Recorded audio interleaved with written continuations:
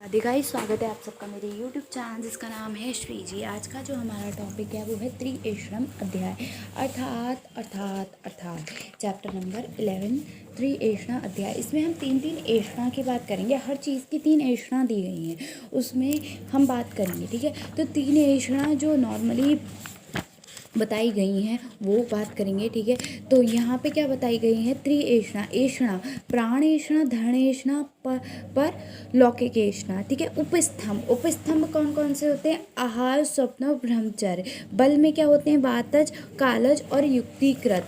ठीक है, उसके बाद आयतन में कौन से होते हैं? कर्म, काल और आसाद में इंद्रिय संयोग। रोग में कौन से होते हैं? निज, आगंतुक और मानसिक। ठीक है, रोग मार्ग में है शाखा, मर्मास्थि, संधि और कोष्ठ।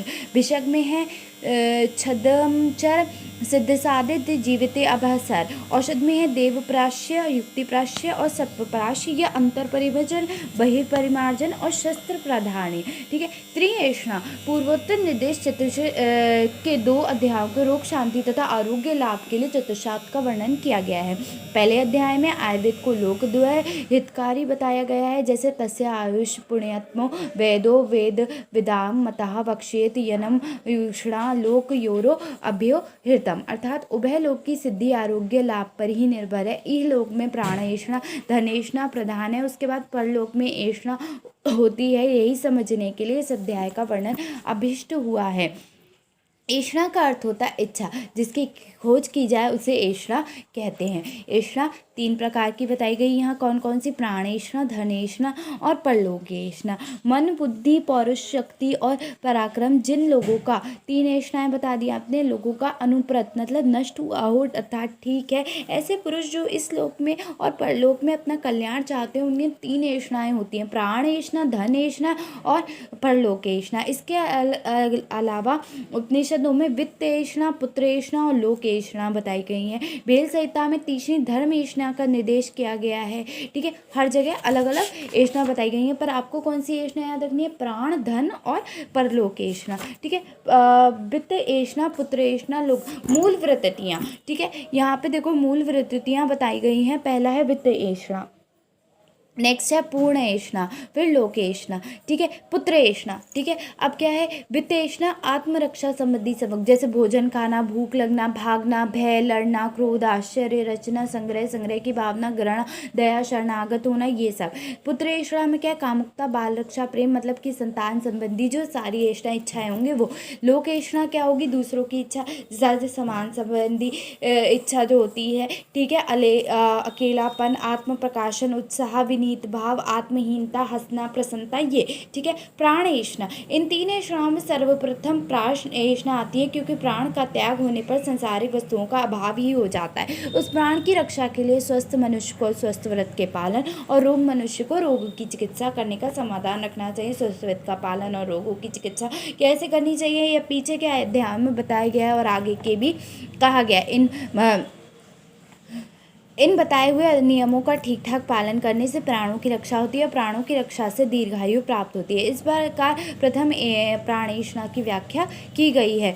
तात्पर्य यह है कि जब मनुष्य मर जाता है तो इस संसार के समाप्त हो जाता है। ठीक है, तो उसका संसार ही समाप्त हो जाता है। सर्वप्रथम जीवन धारण करने की इच्छा होती है। जीवन धारण करने के बाद स्वस्थ वित्त का पालन, रोग होने पर उत्तम चिकित्सा कराने का, और यह परम कर्तव्य होता है। ठीक है, नेक्स्ट है धनेषणा। धन, हम प्राण एषणा के बाद क्या आती है? धनेषणा। प्राण एषणा के बाद जो दूसरी एषणा आती है वो धन एषणा है, क्योंकि जीवन रहने पर धन की आवश्यकता होती है, अतः उसी की प्राप्ति करने पर साधन ढूंढना पड़ता है। संसार में इससे बड़ा कोई भी पाप का फल नहीं होता कि आयु बढ़ने बहुत बड़ी हो पर उपभोग की कोई भी सामग्री ना हो, अतः धन प्राप्ति के साधनों को प्राप्त करने में श्रम करना चाहिए। अब यहाँ पर धन प्राप्ति के साधन और उपायों का निर्देश कर रहा है, जैसे कृषि, खेती करना, पशुओं का पालन करना, व्यापार करना, नौकरी करना आदि ऐसे कार्य जिनकी निंदा अच्छे अच्छे लोग ना करें, और जो कार्य वृत्ति, पुष्टि और विपुल धन प्राप्ति के साधनों में हो उन्हें करना प्रारंभ करें, और ऐसे व्रत पुष्टिकर कार्यों को करते हुए प्रतिष्ठा पूर्वक दीर्घ जीवित प्राप्त करें। इस प्रकार दूसरी धन ऐषणा की व्याख्या की गई है। नेक्स्ट है परलोक ऐषणा। परलोक ऐषणा क्या होती है कि जो दीर्घायु धन प्राप्ति के लिए तीसरी परलोक ऐषणा का स्थान है, किंतु परलोक के विषय में संदेह है कि जब मर कर इस लोक में हम मतलब नष्ट होंगे तब पुनः जन्म लेंगे, अर्थात ये संदेह क्यों है, इसका उत्तर आचार्य ने दिया है। कुछ ऐसे पुरुष हैं जो नास्तिकवाद को मानते हैं, वे प्रत्यक्ष नहीं, ये वे प्रत्यक्ष को ही प्रमाण मानते हैं और परोक्ष होने के कारण पूर्व जन्म को नहीं मानते। कुछ अन्य लोग हैं जो आस्तिक हैं, वे शास्त्र प्रमाण पूर्व जन्म को मानते हैं, श्रुति पूर्व की परंपरा विरुद्ध मानते हैं, क्योंकि कोई भी माता पिता को तथा कोई स्वाभाविक ही जन्म का कारण मानते हैं। कोई ऐसा मानते हैं कि पर दूसरे से शरीर का निर्माण होता है, कोई जन्म का कारण यदृच्छा यूं ही को मानते हैं। इसलिए संदेह होता है कि पूर्व जन्म होता है या नहीं। ठीक है, वैसे ये कमेंट में बताना कि पूर्व जन्म किसे किसे पता है कि होता है या नहीं होता। वैसे मेरे हिसाब से होता है। ठीक है, अपुनर्भव वादी, रिजेक्टर्स ऑफ रीबर्थ ऑफ स्पिरिट, दो पार्ट में बांटा गया, प्रत्यक्षवादी और श्रुतिवादी। श्रुतिवादी को फिर चार पार्ट्स में बांटा गया, मातृत्ववादी, स्वभाववादी, परिमाण निर्माणवादी और यद शकवादी। ठीक है, पुनर्नव को अप्रत्यक्ष परोक्ष के कारण न मानने वाले पक्ष की शंका का समय। परलोक एवं पुनर्जन्म का विचार करना हो तो सर्वप्रथम बुद्धिमान पुरुष के लिए उचित है कि वे नास्तिकता बुद्धि और विचिकता अर्थात संशय बुद्धि को त्याग दे, क्योंकि प्रत्यक्ष ज्ञान करने योग्य वस्तुएं कम है और अप्रत्यक्ष ज्ञान करने योग्य वस्तुएं बहुत हैं, जिनकी प्राप्ति आगमन, शास्त्र प्रमाण, अनुमान और युक्ति प्रमाण से होती है। दूसरी बात यह है कि यदि केवल प्रत्यक्ष को ही प्रमाण माना जाए तो ये दूसरा दोष आ जाएगा कि जिन इंद्रियों को प्रत्यक्ष का ग्रहण होता है वह इंद्रियां भी स्वयं अप्रत्यक्ष होती हैं। कॉमन सी बात है, हम इंद्रियों को देख थोड़ी पाते, बस उसे कंट्रोल कर पाते हैं। हवा बहती है लेकिन हम उसे देख थोड़ी पाते, पर है ना, अप्रत्यक्ष है, पर हमारे लिए हमें वो महसूस तो हो रही है। सेम ऐसी इंद्रियां हैं, हम उन्हें कंट्रोल कर देते हैं। ठीक है, तो इसीलिए वो हैं भी और नहीं भी हैं, तो यही चीज़ यहाँ बताई गई है। ठीक है, नेक्स्ट जो आ रहा है वो क्या है, यहाँ पे देखो, प्रत्यक्ष ज्ञान में बाधक हेतु, चतुर्ष नेव से ग्रह वाले पुस्तकों को रहने पर अत्यंत समीप होने के कारण, अत्यंत दूर होने के कारण, आवरण से ढक जाने के कारण, इंद्रियों की दुर्बलता के कारण, मन में चंचल होने के कारण, समान व्यवहार एक समान कई वस्तुओं के होने के कारण, किसी अन्य वस्तुओं के दब जाने के कारण, अत्यंत सूक्ष्म होने के कारण, उस व्यक्ति का प्रत्यक्ष नहीं होने के कारण, अतः जो केवल प्रत्यक्ष को ही मानता है वह बिना विचारे बिना परीक्ष किए ही कहते हैं कि केवल प्रत्यक्ष प्रमाण ही, अन्य वस्तुएं अनुप्रमाण नहीं है। ठीक है, माता पिता को जन्म के कारण मानने वाले प्रत्यक्ष की शंका का समाधान, ये श्रुति भी परलोक या पुनर्जन्म को न मानने के कारण नहीं है, क्योंकि युक्ति पूर्व होता है। जैसे माता या पिता की आत्मा संतान में आती है, ऐसा मान लिया जाए तो इसमें यह प्रश्न उठता है कि आत्मा का संतान में गमन दो प्रकार से हो गया। एक पक्ष में पूर्ण आत्मा संतान में गमन कर सकती है, दूसरे पक्ष में आत्मा का अवयव हिस्सा संतान में जा सकता है। पहले पक्ष में आत्मा यदि पूर्ण रूप से संतान में प्रवेश करती है तब यह दोष आ जाएगा कि माता या पिता की मृत्यु हो जानी चाहिए, पर ऐसा कोई दिखाई नहीं पड़ता। यदि यह कहा जाए कि आत्मा का अवयव स्था संतान में जाता है तो ये भी कहना उचित नहीं, क्योंकि आत्मा अवयव रहित अर्थात सूक्ष्म है। ठीक है, नेक्स्ट देखो, बुद्धि और मन के विषय में ये निश्चित हो चुका है कि जैसे आत्मा सूक्ष्म है वैसे एक जैसी ये बुद्धि और मन है। माता पिता को सृष्टि उत्पत्ति में जो लोग कारण मानते हैं उनके मत चारों प्रकार की योनि संभव नहीं होता, ये दूसरा दोष आएगा, अतः माता पिता कारण नहीं हो सकते। स्वभाव को जन्म में कारण मानने वाले पक्ष की शंका का समाधान, पृथ्वी जल तेज वायु और आकाश इन और एवं आत्मा, इन 5-6 धातुओं के जो अपने लक्षण होते हैं उन्हें स्वाभाविक जानना चाहिए। इन 6 धातुओं के संयोग और वियोग से कर्म की कारणता होती है। यदाक्षा नेक्स्ट है, यदृक्षा को जन्म के कारण मानने वाले पक्ष की शंका का समाधान, यदाक्षा से उपरत अर्थात न शास्त्रमा वाले नास्तिक के मत में परीक्षा का विषय, कर्ता, कारण, देवता, ऋषि, सिद्ध कर्म, कर्म का फल, आत्मा आदि कुछ भी नहीं है। इस प्रकार नास्तिकता का ये ग्रह अग्रह जिद सभी पापों को बढ़ाकर महापाप है। बुद्धि प्रदीप से परीक्षा, इसीलिए अनुचित अधर्म में फैली हुई मति बुद्धि का त्याग कर विद्वानों को चाहिए कि सज्जन पुरुषों के बुद्धि स्वरूप दीपक से उचित मार्ग का ठीक रूप से देखो का या पर्याप्त हो। चतुर्विध परीक्षा, 4 प्रकार के परीक्षा का प्रमाण, कौन कौन सी प्रमाण बताए गए हैं, तो यहाँ पे बताए गए हैं 4 प्रकार के। तो श्लोक देखो, श्लोक नंबर 17 है, पेज नंबर 189 पे है।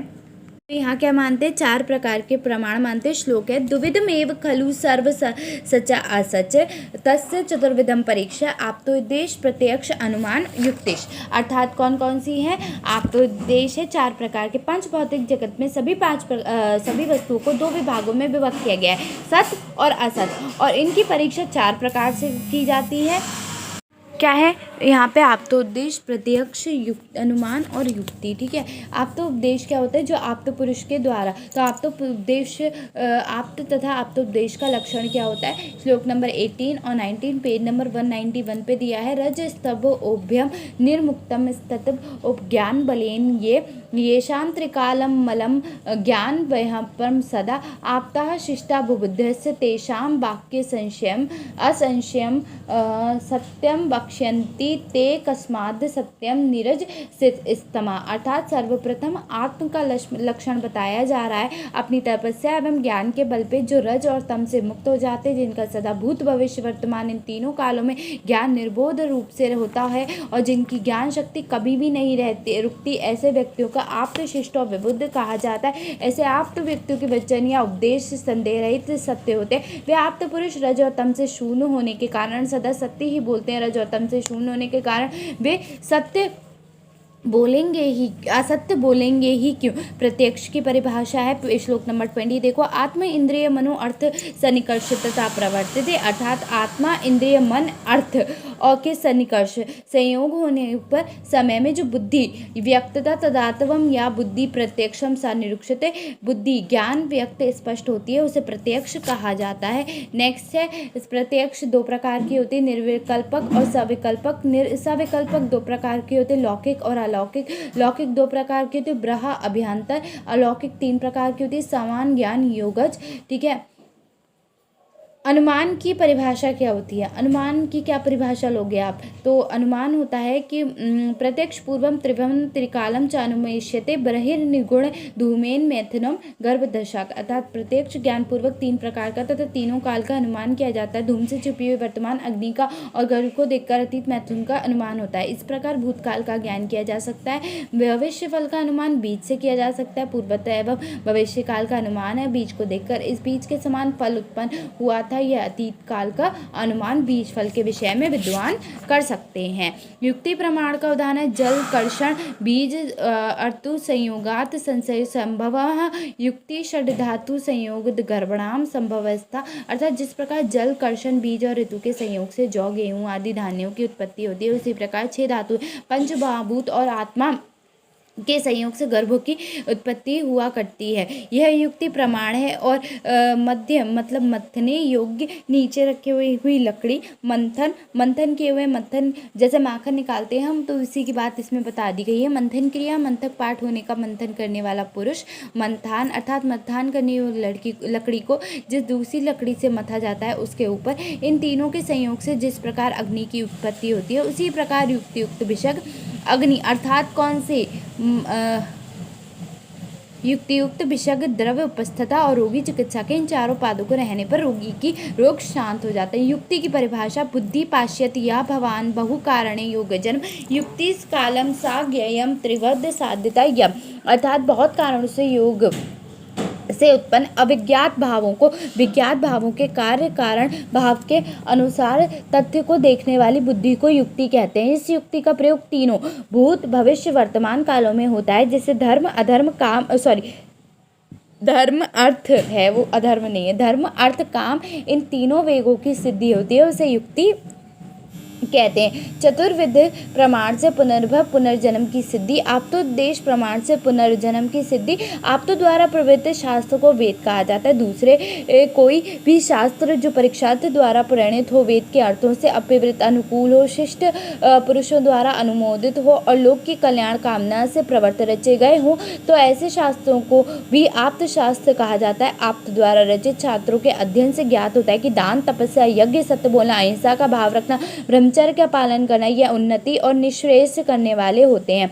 प्रादुर्भाव से इहलोक उन्नति और श्रेयस्कर से परलोक श्रेय प्राप्त करना समझा गया था, अर्थात अभ्युदय से स्वर्ग और निश्रेय से मोक्ष प्राप्ति का ग्रहण किया जाता है। ठीक है, रज और तम दोषों से रहित महर्षियों द्वारा धर्मशास्त्रों के जिन व्यक्तियों के मानसिक दोष शांत नहीं होते उनके लिए मोक्ष का उपदेश नहीं किया गया है। नेक्स्ट है प्रत्यक्ष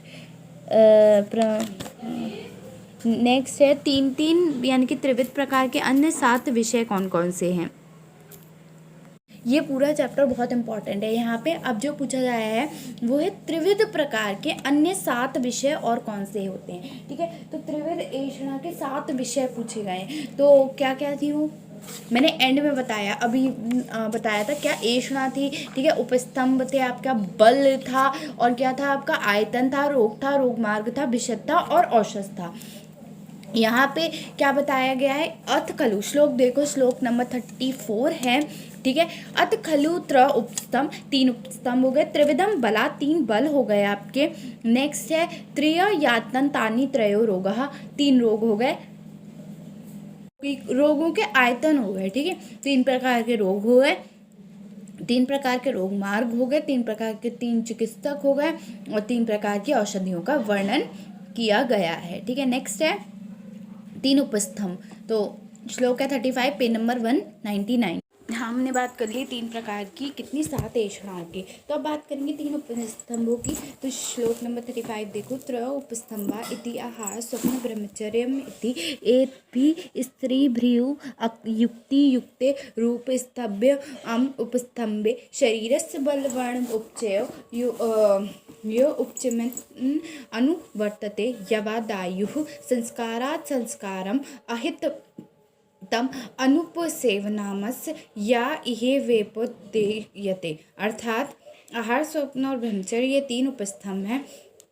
इन तीनों उपस्तंभों का युक्तिपूर्वक सेवन करने से यह शरीर उपस्तंभ स्थिर होकर जब तक संस्कारित रहता है तब तक बल वर्ण उपचय वृद्धि से उपस्थित होकर उचित रूप में रहता है। यह संस्कार कैसे किया जाएगा, इस प्रश्न का उत्तर आगे दिया जाएगा। अहित वस्तुओं का सेवन ना किया जाए, ना करना ही संस्कार है, जिसका वर्णन नहीं यहाँ नहीं आगे किया जाएगा। ठीक है, त्रिविध बल, श्लोक नंबर 36, पेज नंबर 200। त्रिविधम बलमिति सहजम कालज युक्तिकृतम च। त्रिविध बल 3 प्रकार के होते हैं। कौन कौन से होते हैं, सहज, कालज और युक्तिकृत। सहजम यक्ष शरीर सत्वम, अर्थात सहज बल उसे कहते हैं जो शरीर और मन के अनुकूल स्वाभाविक रूप से होता है। कालज बल उसे कहते हैं प्राकृतम, काल अकृतम, उतु विभागजम, वयकृतम च, युक्तिकृतम पुनः स्तर दह आहार चेष्टा योग्यम। ठीक है, काल बल उसे कहते हैं जो ऋतुओं के विभाग के अनुसार और बाल्य, युवा, वृद्धावस्था के अनुसार होता है। युक्तिकृत बल उसे कहते हैं जो पौष्टिक आहार और व्यवहार आदि चेष्टाओं के सेवन से उत्पन्न होता है। नेक्स्ट है त्रिविध आयतन, कारण होते हैं। त्रिविध आयतन है अर्थ, कर्म, काल, चाति योग्य, मिथ्या योग। यानी कि रोगी के 3 आयतन कहते हैं। क्या होता है, अर्थ मतलब इंद्रियों का अतियोग, मिथ्या योग या अतियोग, आयोग और मिथ्या योग, ये तीनों। ठीक है, इंद्रियों का अतियोग में क्या होगा, अधिक मात्रा में संयोग हो जाना। आयोग में बिल्कुल अपने अपने विषयों के बिल्कुल संबंध ना होना और अल्प संयोग होना। और मिथ्या योग मतलब इंद्रियों का संयोग होना या अपने अपने विषयों से गलत संयोग हो जाना।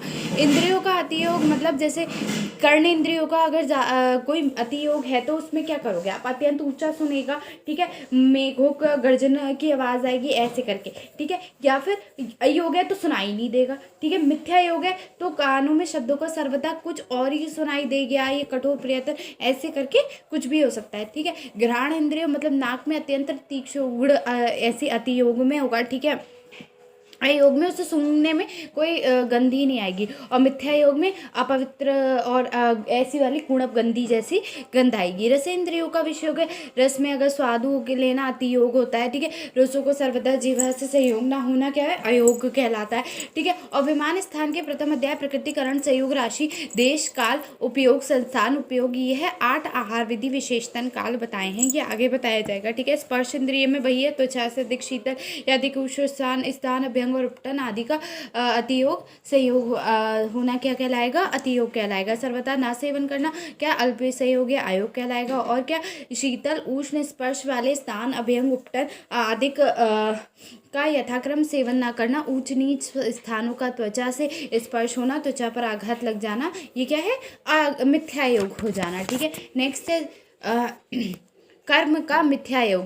कर्म क्या होता है? कर्म वांगमन शरीर प्रवर्तिति तत्र वांगमन शरीर अति प्रवर्तिति अयोग सर्व शो अप्रवर्तिति योगा वेग धारणी अधिक्रम विषम अस्थक खल नग्न पाक्तम। वही है कि इनका भी अयोग और प्रज्ञापराध, ये कर्म का मिथ्या योग प्रज्ञापराध कहलाता है। ध्यान रखना, क्या कर्म का मिथ्या योग क्या कहलाएगा? मिथ्या योग कहलाएगा। अर्थ के अतियोग का निर्देश कर अब कर्म के अतियोग अयोग और मिथ्या योग का वर्णन किया जा रहा है। वचन मन और शरीर से प्रवृत्ति कार्य को कर्म कहा जाता है। इनमें वचन मन और शरीर की अति प्रवृत्ति को अतियोग कहते हैं। वचन मन और शरीर के सर्वथा अपने कार्यों में ना लगने का अयोग होता है। आगे हुए मूलमूत्रादि वेग को रोकना, ना आए हुए मलमूत्रादि वेग को बलात् निकालना, टेढ़े रूप से लड़खड़ाते गिर जाना, चलना और अपने अंगों से रखना, दूषित पदार्थों के स्पर्श से खुजलाकर या विकृत मनुष्य के नख पर कर्म अंगों की दूषित करना, शरीर पर चोट लगना, अंगों को मरोड़ना, प्राण मतलब श्वास वायु का रोकना या प्राण बल की हानि होना वाले क्लेशजनक व्रत, उपवास या अति मदिरापान, अति धूप का सेवन, देर तक जल में स्नान करना, क्रिया शारीरिक मिथ्यायोग होते हैं। चुगली करना, झूठ बोलना, अवसर के अप्रिय असंबंध, प्रतिकूल और कठोर वचन बोलना, झगड़ा करना वाले मिथ्यायोग कहा जाता है। भय, शोक, क्रोध, लोभ, मोह, मान, ईर्ष्या के वशीभूत होकर विपरीत देखना क्या कहलाता है? मन का मिथ्यायोग कहा जाता है। नेक्स्ट है यहाँ पे कर्म का मिथ्यायोग। संक्षेप में अतियोग और अयोग को छोड़कर वचन, मन और शरीर से बिना जाने वाले कोई भी अहितकर कर्म जो यहाँ नहीं कहा गया है वे मिथ्यायोग कहा जाते हैं। ठीक है, प्रज्ञापराध। इस प्रकार त्रिविध विकल्प अतियोग, अयोग, मिथ्यायोग और त्रिविध कर्म वाणी, मन और शरीर से किए जाने वाले कर्म प्रज्ञापराध समझने चाहिए। तो प्रज्ञापराध क्या हुआ? जो 3 कर्म जो है इंपॉर्टेंट है। प्रज्ञापराध पूछा जाता है कि प्रज्ञापराध का वर्णन करो, तो जो भी शरीर से और त्रिविध विकल्प अर्थात त्रिविध विकल्प कौन कौन से हो गए? अतियोग, अयोग और मिथ्यायोग। और त्रिविध कर्म से वाणी, मन और शरीर से जो किए जाने वाले कर्म है वो क्या कहलाते हैं? प्रज्ञापराध समझने चाहिए। तात्पर्य ये है कि जब प्रज्ञाता बुद्धि में विकृति नहीं आती तब तक मनुष्य अनुचित कार्य को नहीं करता, लेकिन जब कार्य को प्रज्ञापराध ही मानते हैं, फिर भी हम इन पर कार्यों को क्या मानते हैं? प्रज्ञापराध मानते हैं। प्रज्ञापराध का वर्णन जो है वो शरीर स्थान के अध्याय में करा गया है, प्रथम अध्याय में। वहाँ पे हम और भी डिटेल में पढ़ेंगे। ठीक है, काल का अति योगादि। ठीक है, परिणाम क्या होता है? ठीक है, बात करें यहाँ काल के अतियोग की, तो काल के लक्षणों का अतियोग, अयोग और मिथ्यायोग हेमंत, ग्रीष्म और वर्षा ऋतु क्रमशः शीत, गर्मी तथा वर्षा लक्षण वाली होती है। इन्हीं को एक वर्ष तक कहा गया है। काल कहने से इन्हीं का ज्ञान किया जाता है। हेमंत ऋतु में अधिक जाड़ा, ग्रीष्म में अधिक गर्मी तथा वर्षा में अधिक वर्षा होना, क्रमशः हेमंत, ग्रीष्म और वर्षा ऋतु का काल अतियोग कहा जाएगा। हेमंत ऋतु में जाड़ा, ग्रीष्म ऋतु में गर्मी, वर्षा ऋतु में जल बिल्कुल ना बरसे, तो क्रमशः हेमंत ऋतु, ग्रीष्म और वर्षा काल का अयोग कहला जाएगा।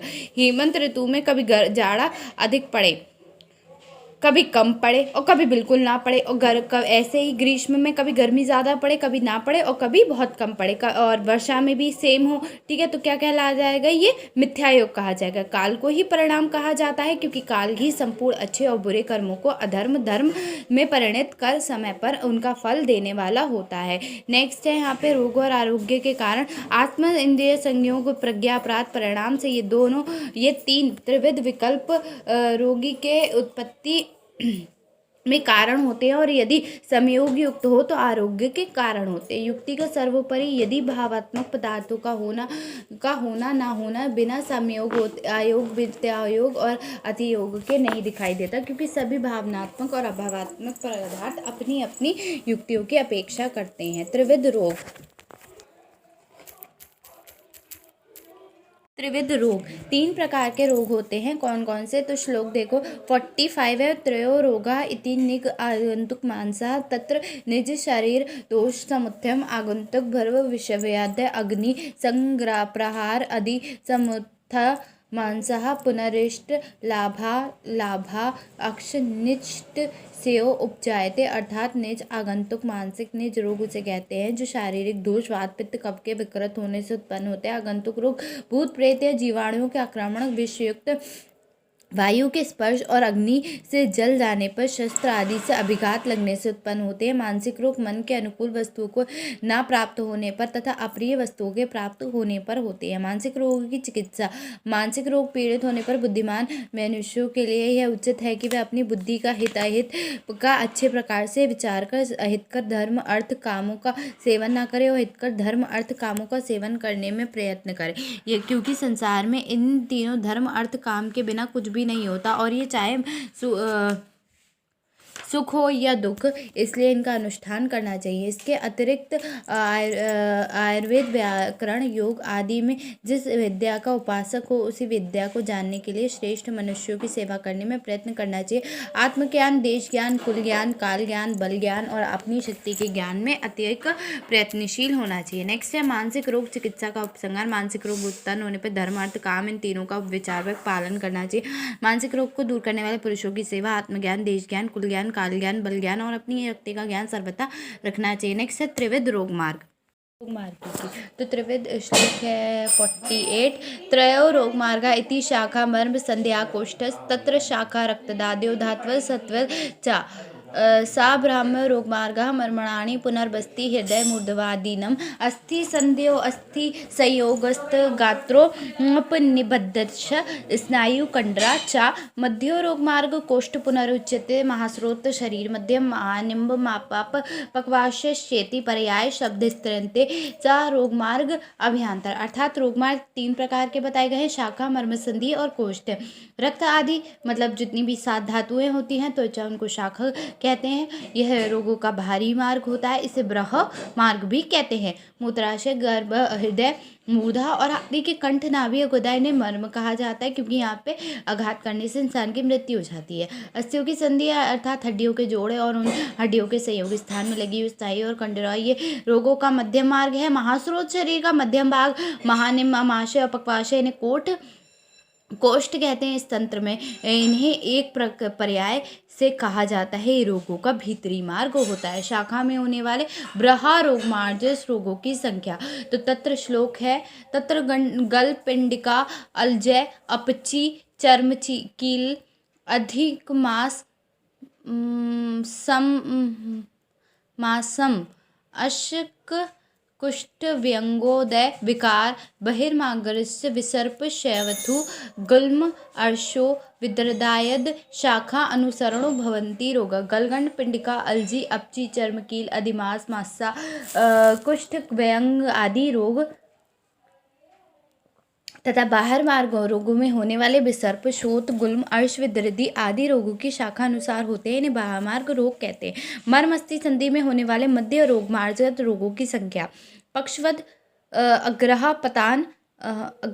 अपतंतान, कादृत्र, शोष, राजक्ष्मा, अस्थि संधि, शूल, गुदभ्रंश आदि शिरोग, हृदय अतिरोगदश मध्य मार्ग अनुसारणी भवंती रोगा। अर्थात पक्षवद पक्षघात आदि शरीर का लकवा, पक्षग्रह अर्थात आदि शरीर में जकड़ाहट, अपतानक, अदृत, शोथ, राजक्ष्मा, अस्थि और संधियों में शूल, गुदभ्रंश आदि रोग तथा सिर के रोग, हृदय के रोग तथा बस्ती के रोग मध्यम मार्ग अनुसार होते हैं। इन्हें मध्यम मार्ग के रोग या कटवत रोग कहते हैं। ज्वरा, अतिसार, अशद्र, अलसक, विसूचिके का श्वास, हिक्का, अनाहा, उदर उपलीहा, उदय, अनंत मार्गजस, विसर्प, शैवतु, गुल्म, अर्श, विद्रदय कोष्ठा अनुसारणी भवंती रोगा। ज्वर, अतिसार, वमन रोग ये कोष्ठ में होने वाले रोग हैं। अभ्यंतर रोगमार्ग रोगों की संख्या क्या है? ज्वर है, अतिसार है, वमन है, अलसक है, विसूचिका है, कास है, दमा है, हिचकी, अनाहा, उदर आदि रोग तथा अभ्यंतर मार्ग में उत्पन्न होने वाले विसर्प, शूत, गुल्म, अर्श और विद्रदि आदि रोग कोष्ठ अनुसार रोग कहे गए हैं। इन्हें अभ्यंतर मार्ग के रोग कहते हैं। त्रिविध वैद्य 50 नंबर 50 नंबर का श्लोक है, भिषक छद्राक्षरा संति सत्येक सिद्ध साधिता संति वैद्य गुणयति स्तरतः भिषजो भुवि। संसार में 3 प्रकार के वैद्य होते हैं, शमधर वैद्य, सिद्ध साधित वैद्य, वैद्य गुणवत्युक्त वैद्य। शमधर वैद्य के लक्षण होते वैद्य को रखने वाले भांड यानी कि पात्र, अलमारी, शीश, बोतल, भेज पट्टी आदि, औषध, पुष्ट, पल्लव, हस्तपथ, कुछ ग्रंथों के लिए विषयों को अवलोकन मतलब वैद्य की रोगी परीक्षा करने की विधियों का अनुसरण करने से जो वैद्य शब्द को प्राप्त करते हैं उन्हें छम चर वैद्य कहते हैं। सिद्धासिद्ध वैद्य के लक्षण, जो मनुष्य श्रीमान यशस्वी ज्ञानियों सिद्ध पुरुष के बहाने से स्वयं श्रीमान यशस्वी ज्ञानी सिद्ध ना तो ये भी अपने वैद्य घोषित करता है, उसे सिद्धासिद्ध वैद्य कहते हैं। वैद्य गुणयुक्त वैद्य के लक्षण, जो वैद्य ज्ञान विज्ञान देश काल मात्रा दोष दूष्य के आधार पर औषधियों का प्रयोग करना जानता है और सिद्ध के आधार पर सिद्ध चिकित्सक हो, सुख को देने वाला हो, उसे जीवित अभिसार कहते हैं। वस्तुतः इन्हीं वस्तुओं को वैद्य इस शब्द की प्रतिष्ठा निहित है। त्रिविध औषधि, औषधि 3 प्रकार की होती है, देव प्रसार, युक्ति प्रसार और सत्व प्रसार। तो श्लोक है, त्रिविधम औषधम देव प्रसाद, युक्ति प्रसाद, सत्व प्रसाद। तत् देव प्रसाद मंत्र औषधि मणि मंगल बहुल्य उपहार रो मन्य अन्यम प्रायश्योति उपवास स्वस्थ सत्य यन परिणताम गमन आदि युक्ति व्यप्राश्य पुनर्हरो औषधम द्रव्याणाम योजना सत्व्याजन पुनर्रहितो उभेवित मनोग्रह। अर्थात औषधि 3 प्रकार की होती है, देवप्राशय, युक्तिप्राशय, सत्प्राशय। इनमें देवप्राशय औषधि उसे कहते हैं जो चिकित्सक में मंत्र औषध मणियों का धारण किया जाता है, मंगल कर्म किए जाते हैं, देवताओं के लिए या भूतों के लिए बलियाँ चढ़ाई जाती है, हवन किया जाता है, शौच, संतोष, तपस्या, स्वाध्याय, ईश्वर भजन आदि नियमों का पालन किया जाता है, प्रायश्चित किया जाता है, उपवास, चंद्रायण व्रत आदि के द्वारा शरीर को शुद्ध किया जाता है, स्वस्तन पाठ के बाद अपनी कल्याण की कामना की जाती है, देवता, पूज्य, गुरु आदि को नमस्कार कर तीर्थाद में जाकर अपने पूर्वत कर्म को दूर कर रोग दूर करने का प्रयास किया जाता है। युक्ति प्राशय औषध उसे कहते हैं जो चिकित्सा में आहार विहार और औषध द्रव्यों का युक्तिपूर्वक प्रयोग किया जाता है। सत्ववाचय औषध उसे कहते हैं जिसे चिकित्सा में अहित अर्थों में से मन को रोका जाता है। नेक्स्ट है, और भी शारीरिक दोष के कुपित होने पर शरीर को ही आश्रय बताकर 3 प्रकार की औषधियाँ प्रयुक्त होती हैं, अंतर परिमार्जन, बहिर्परिमार्जन और शस्त्र परिधान। अंतर परिमार्जन की परिभाषा है श्लोक नंबर 55, वेरी इंपॉर्टेंट। तत्रांतः परिमार्जन यदंतः शरीरम अनुप्रविश्यते औषधम आहारम जात व्याधिम प्रविष्टम यत अनुपर बहि स्पर्शम आश्रितम अभ्यंगा स्वेद प्रदेह परिशको उन्मार्द दयान प्रमादिष्ट तद्वहि परिमार्जनम शस्त्र परिधादम पुनश्छेदन भेदन व्यधन धारण लेखनो उत्पाटन प्रक्षालन सीवने क्षण सारा अग्नि जलोक शेति। अर्थात अंतर बाहिर परिवार्जन इस औषधियों का नाम है जो शरीर के भीतरी भाग में प्रविष्ट होकर दूषित आहार सेवन से उत्पन्न रोगों को नष्ट करता है। बहिर्परिवार्जन औषध उसे कहते हैं जो शरीर की त्वचा का आश्रय लेकर रोगों को दूर करता है, जैसे अभ्यंग हो गया, स्वेद, प्रदेह, लेपन, परिषेक, मर्दन क्रिया से विभिन्न के व्रणशोथ वेदना आदि को नष्ट करती है। नेक्स्ट है आपका शस्त्र परिवार्जन, जो शस्त्र छेदन भेदन व्याघ्र दारुण लेखन उत्पादन प्रक्षालन सीवन ऐसा इन शस्त्र कर्मों में प्रयुक्त होता है और छाल लगाना, अग्नि से जलना और जौ का लगाना आदि का भी ग्रहण करता है। ठीक है, उसके बाद औषध 3 प्रकार की होगी, देव प्रदेश औषध, युक्ति प्रसाद, सत्व प्रसाद। अंत युक्ति 3 प्रकार की होगी, अंत परिमार्जन, बहिर्परिमार्जन और शस्त्र परिमार्जन। अंत परिमार्जन में 2 प्रकार की हो गई, संशोधन कर्म और संशमन। वमन विरेचन कर्म संशोधन होते हैं और पाचन आदि कर्म संशमन कर्म होते हैं। अष्टविध शस्त्र कर्म, शस्त्र प्रणाली में 8 शस्त्र कर्म और अनुशस्त्र का प्रयोग किया गया है। ठीक है, बस यहाँ पे इतना ही काफ़ी है, बाकी अब कंप्लीट हो गया। अब मिलेंगे नेक्स्ट वीडियो में नेक्स्ट चैप्टर के साथ जो क्या है हमारा वात कालन नियम अध्याय। ठीक है, तो अभी के लिए इतना काफ़ी है।